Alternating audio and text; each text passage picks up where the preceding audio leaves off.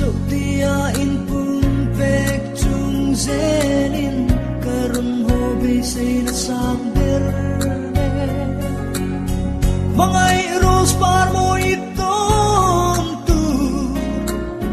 karon kia che chok lay par ne kamangay et vang ya kan ngay zong to ka uy mangay mangay dulay mi mangay mangay pasensya mangay mangay anh vangin nghe mangay mangay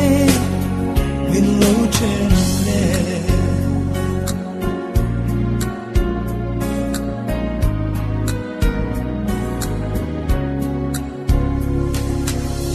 tu na cứ mangay rahi itan ngay ra kalim nahi itan tra na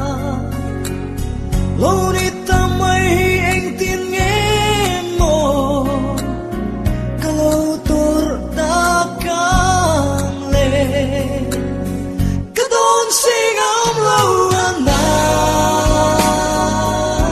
kita lâu vẫn trái lên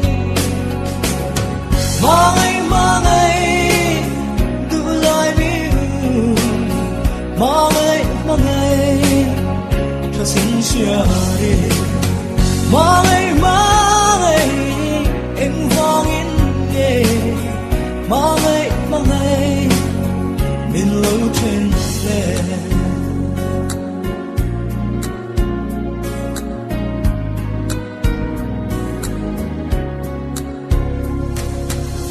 hun lệ đi her liam zelin trăng thar nun her zelaya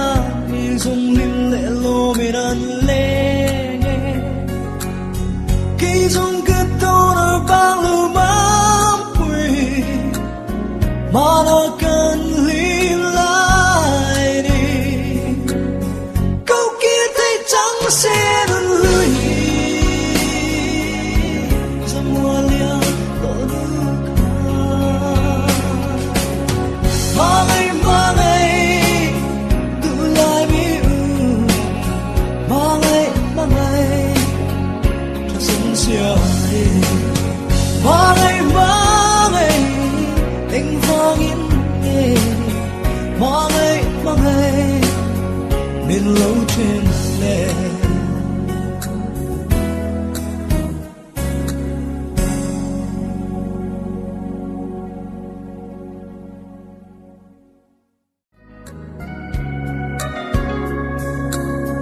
itan chok dia in pun pek chung zelin karon hobi say na samber